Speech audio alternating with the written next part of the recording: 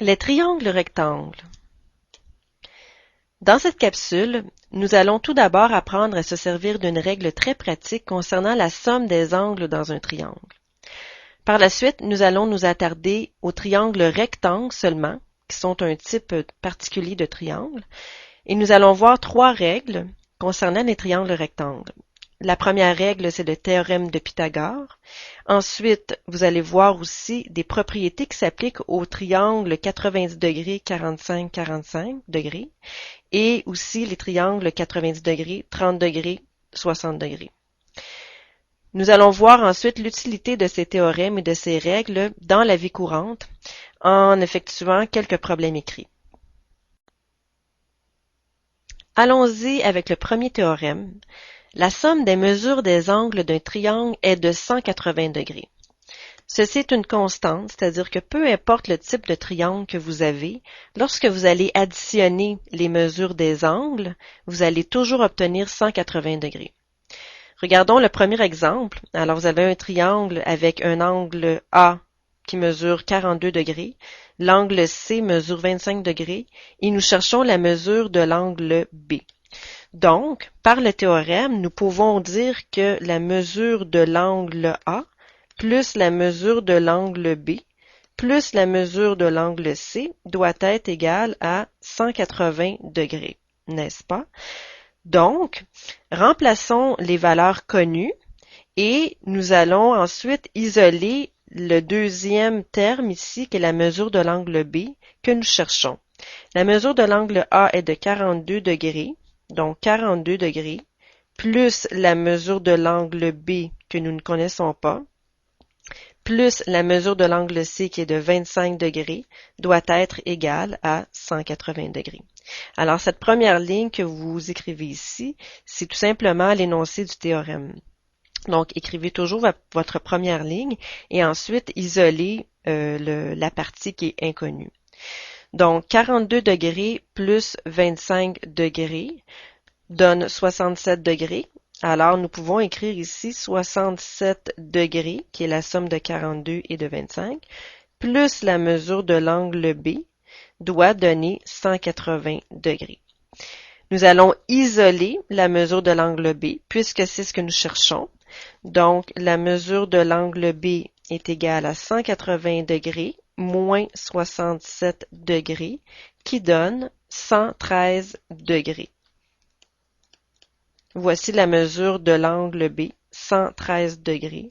Alors, l'angle B ici mesure 113 degrés. Vous pouvez refaire votre calcul pour effectuer une petite vérification. Donc, on pourrait additionner 42 degrés plus 113 degrés plus 25 degrés et nous vérifierions que ceci donne bien 180 degrés, qui est la somme des angles dans un triangle. Regardons maintenant l'exemple 2. Vous avez ici un triangle qui comporte un angle de 90 degrés. Alors, ce petit symbole que vous voyez ici, l'espèce de petit carré, représente un angle de 90 degrés. C'est le symbole qu'on utilise pour montrer que cet angle-là mesure 90 degrés. Alors, 90 degrés, ça se nomme un angle droit. Alors, tout triangle qui a un angle droit, on va le symboliser par un petit carré comme ceci. Donc, nous cherchons la mesure de l'angle A qui est ici. Donc, nous allons appliquer notre théorème qui dit que la mesure de l'angle A plus la mesure de l'angle B plus la mesure de l'angle C doit donner 180 degrés. La mesure de l'angle A, elle est inconnue, alors nous allons la laisser telle qu'elle. Plus la mesure de l'angle B, nous savons que ceci vaut 90 degrés. Plus la mesure de l'angle C qui est de 55 degrés. Alors, la somme de tout ça doit être égale à 180 degrés. 90 degrés plus 55 degrés donne 145 degrés. Alors, 145 degrés ici, la mesure de l'angle A, qui est toujours placée à gauche, est égale à 180 degrés. Donc, la mesure de l'angle A serait égale à 180 degrés moins 145 degrés, qui serait égale à 35 degrés. Donc, ceci est la mesure de l'angle A. Donc, tout simplement, on écrit notre formule générale, on remplace les données qui sont connues et on isole notre inconnu. Alors, la base de tout ça, c'est que la somme des trois angles doit donner toujours 180 degrés. Alors voilà, mesure de l'angle A est de 35 degrés. Je vous laisse maintenant essayer un exercice par vous-même. Alors, j'ai laissé l'exemple du premier exercice à gauche pour que vous ayez un modèle et essayez l'exercice 3 en mettant la vidéo à pause et on revient avec la solution. Voici la solution de l'exemple 3. Alors, tout simplement, nous allons écrire notre équation. La mesure de l'angle A plus la mesure de l'angle B plus la mesure de l'angle C doit donner 180 degrés, toujours par notre théorème. La mesure de l'angle A est de 73 degrés, plus la mesure de l'angle B qui est de 46 degrés, plus la mesure de l'angle C que nous laissons tel quel ici dans l'équation car c'est notre inconnu, doit être égale à 180 degrés. 73 plus 46 égale 119 degrés, plus la mesure de l'angle C égale à 180 degrés. On va isoler la mesure de l'angle C, donc mesure de l'angle C égale 180 degrés moins 119 degrés, qui donne 61 degrés. Donc, la mesure de l'angle C est de 61 degrés. Un deuxième théorème qui est très utilisé en géométrie, c'est le théorème de Pythagore. Une des plus grandes utilisées du théorème de Pythagore, c'est lorsque vous connaissez les mesures de deux côtés d'un triangle rectangle et que vous cherchez la mesure du troisième côté. Alors, il est important ici de bien noter que le théorème de Pythagore ne s'applique qu'au triangle rectangle. Alors, un triangle rectangle, c'est quoi déjà? Le mot rectangle ici, il est adjectif du mot triangle. Donc, un triangle rectangle, c'est un triangle qui possède un angle droit. Donc, un angle ici qui est représenté par le petit carré.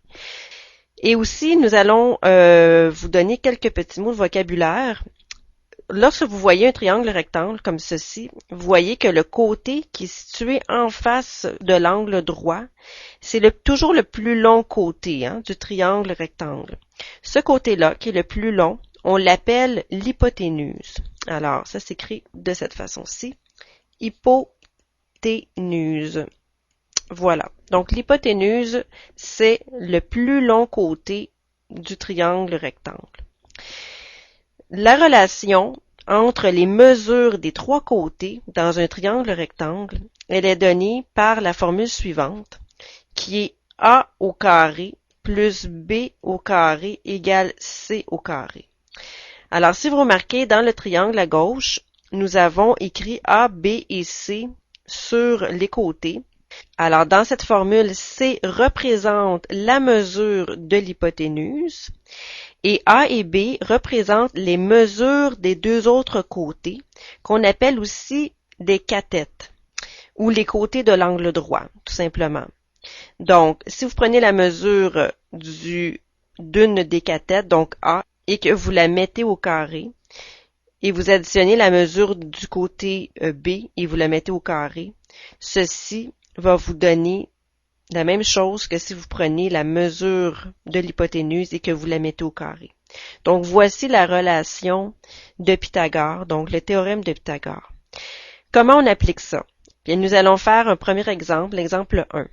Alors, rappelez-vous que le théorème de Pythagore, ça sert à trouver la mesure d'un côté, sachant que vous connaissez la mesure des deux autres côtés. Donc, tout d'abord, vous allez écrire toujours la formule.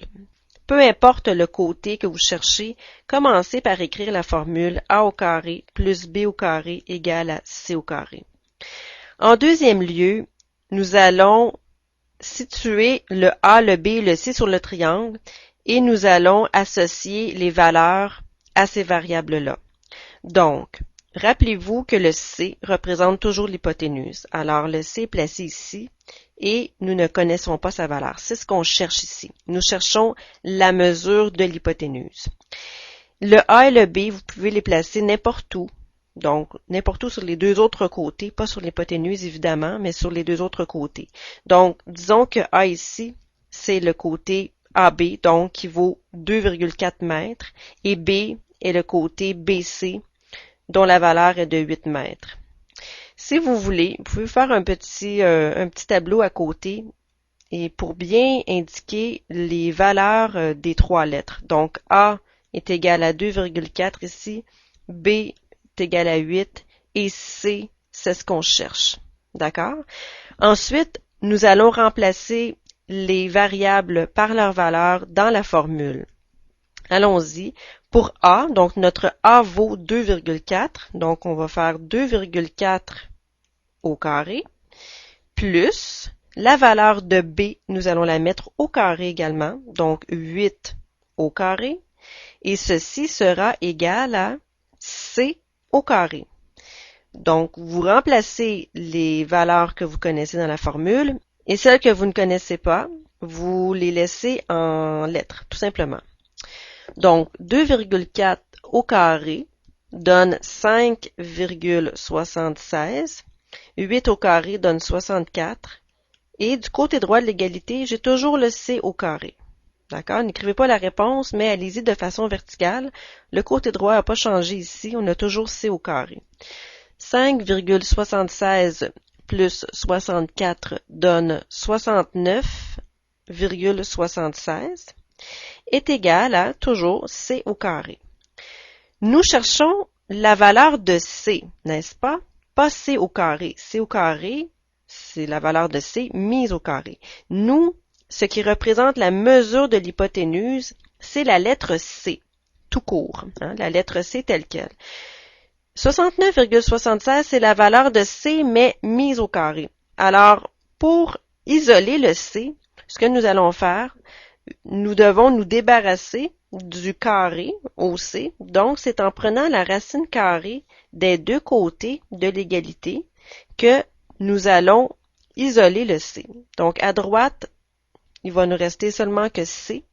Et à gauche, bien, nous calculons la racine carrée de 69,76 qui va nous donner 8,35. Alors, la valeur de C est de 8,35 et ceci fait du sens parce que 8,35, mais c'est le plus long des trois côtés. Regardons maintenant ensemble un deuxième exemple de l'application du théorème de Pythagore. Trouvez la mesure du côté AC. Alors ici, nous cherchons la mesure du côté AC, connaissant l'hypoténuse et connaissant un autre côté. Alors, comme j'ai mentionné tout à l'heure, nous allons tout d'abord écrire la formule, comme d'habitude, A carré plus B au carré est égal à C au carré. Bon, dans notre figure, nous allons positionner le A, le B et le C. Alors, commencez par votre hypoténuse. Vous savez que ça ici, c'est C, toujours. L'hypoténuse, c'est la lettre C. Les deux autres lettres A et B se placent sur les deux autres côtés, donc n'importe où. OK? Le C, c'est l'hypoténuse. Donc, si on veut, on peut faire notre petit tableau ici. Le A, c'est notre inconnu. On ne connaît pas la valeur de A. On la cherche. Le petit B vaut 7 mètres et le petit C vaut 15 mètres. D'accord? Alors, n'oubliez pas que les lettres petit a, petit b, petit c, ce ne sont pas des valeurs ou des lettres qui représentent des angles. Hein. Ce sont des lettres qui représentent des mesures de longueur de côté. D'accord? Donc, on les place en minuscules. C'est très important d'écrire ça en minuscules parce que souvent, on réserve les lettres majuscules pour des angles. Comme vous voyez dans l'exemple ici, les lettres majuscules représentent les angles. Donc, nous cherchons le petit côté A, la valeur de A. Alors, allons-y pour la substitution de nos variables. Donc, A, nous ne le connaissons pas. Nous allons le laisser tel quel. Alors, A au carré. Plus, la valeur de B est 7. Alors, plus 7 au carré. Ceci est notre moule. C'est comme si nous mettions des valeurs dans le moule. Alors, la valeur de B, c'est 7. Donc, on écrit 7 au carré est égal à la valeur de C qui est 15 au carré. D'accord? Alors, 15 au carré, ça vaut 225. 7 au carré, ça vaut 49. Et A au carré, on le connaît toujours pas. On va le laisser tel quel. Nous cherchons à isoler le A. Donc, à trouver la valeur de A, nous allons tout d'abord transférer notre 49 du côté droit. Donc, ça, c'est dans notre jargon. Nous voulons isoler le A au carré. Donc, nous soustrayons 49 des deux autres côtés. Donc, on va faire 225 moins 49 du côté droit. Et à gauche, nous allons obtenir A au carré. Donc, 225 moins 49 donne 176. Ceci est la valeur de A au carré. Donc, le A ici, qui est au carré, vaut 176, mais nous cherchons que la valeur de A tout court. Alors, puisque le A est au carré ici et que nous devons chercher la valeur de A, nous allons prendre la racine carrée des deux côtés de l'égalité. Donc, c'est comme si la racine carrée avec le haut carré, c'est comme si ça s'annulait. Parce que l'une est l'inverse de l'autre. Donc, pensez-y, si un nombre a été mis au carré et que ça a donné, par exemple, 25, bien, si vous voulez revenir à la racine de 25 pour vous demander quel nombre a été mis au carré pour que ça donne 25, bien, vous allez prendre la racine carrée de 25. Donc, le au carré et le racine carrée, c'est la fonction inverse l'une de l'autre. C'est comme multiplier, diviser ou additionner, soustraire. Donc, à gauche, nous obtenons A égale à, et la racine de 176 nous donne 13,3. Donc, 13,3 mètres. Alors, voilà la mesure du côté AC. Donc, mesure du côté AC égale à 13,3 mètres, qui est logique parce que c'est plus petit que l'hypoténuse. Voyons maintenant un troisième exemple. Une échelle est apposée contre un mur. Si la distance entre le mur et le bas de l'échelle est de 1,75 mètres et que le haut de l'échelle est à 3 mètres du sol, quelle est la longueur de l'échelle? Alors ici, il faut faire un petit dessin. Très important, c'est essentiel de faire un dessin ici pour se comprendre et pour visualiser le triangle dans la situation. Donc, vous avez une échelle qui est apposée contre un mur. Alors, vous avez un mur comme ceci. OK. Et vous avez une échelle qui est apposée contre le mur. Si la distance entre le mur et le bas de l'échelle, alors, la distance entre le mur et le bas de l'échelle, donc le bas de l'échelle, c'est ici, et la distance entre le mur et le bas de l'échelle est de 1,75 mètres. Vous avez la distance ici, comme ça.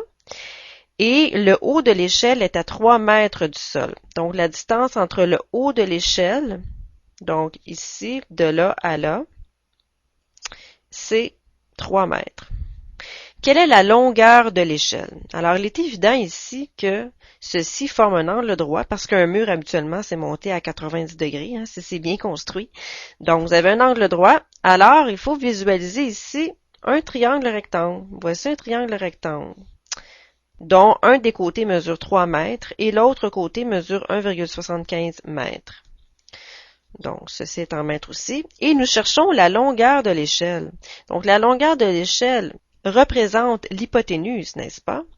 Donc, nous avons un triangle rectangle, nous connaissons deux côtés, nous cherchons le troisième côté, tout simplement.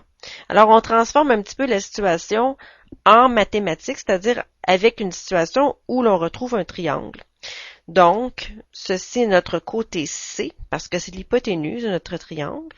Et nous allons associer, par exemple, le 1,75 à petit a et le B à 3 mètres. Appliquons la formule. Alors, je l'ai écrite en haut aussi pour pas l'oublier. C'est toujours a au carré plus b au carré égale à c au carré. La valeur de a, c'est 1,75. On va mettre ça au carré. La valeur de b, c'est 3. On va mettre ça au carré aussi. Et ceci va nous donner la valeur de c au carré.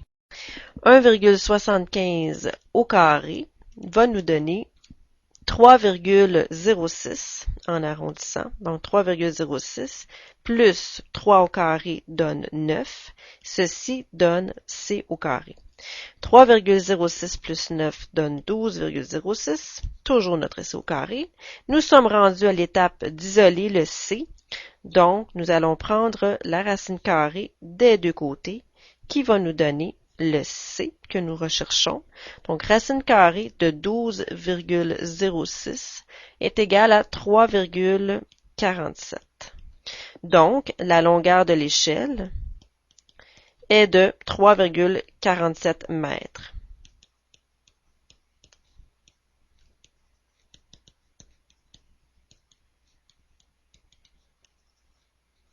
3,47 mètres. Voilà.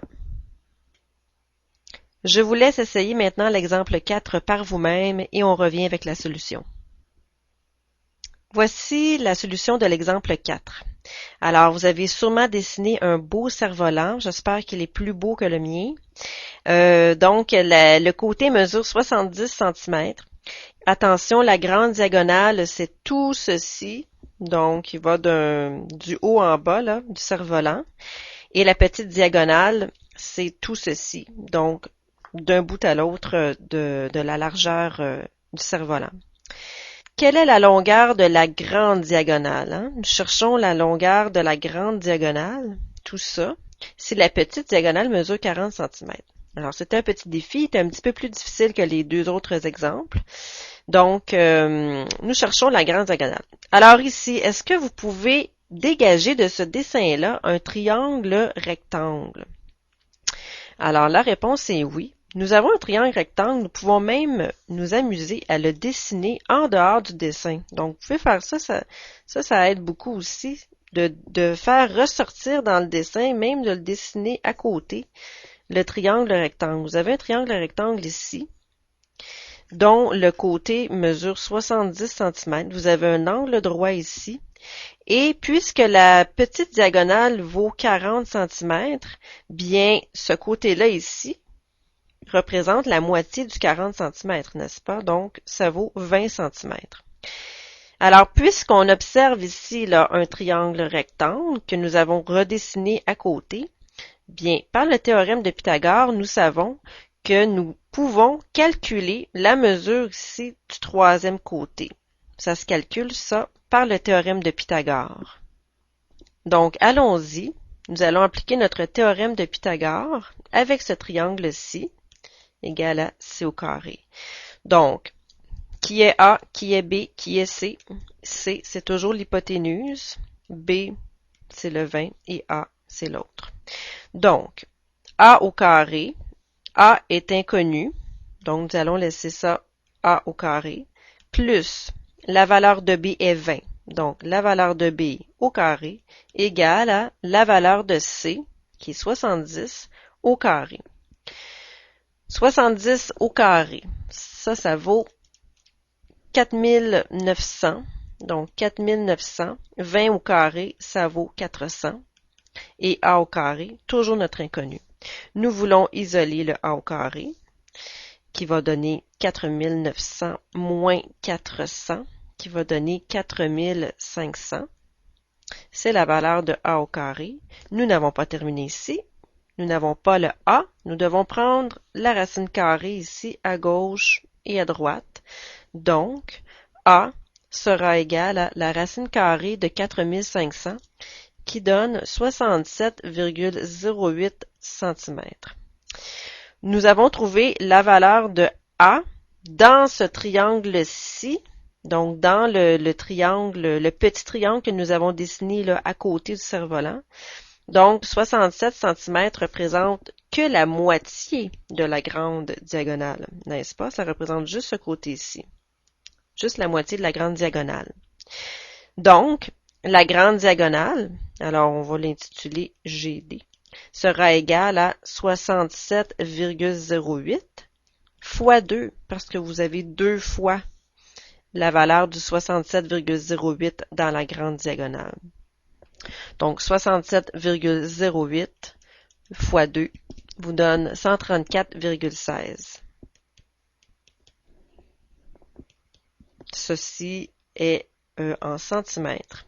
Donc, la grande diagonale vaut 134,16 cm. C'est la fin de la première partie de cette capsule.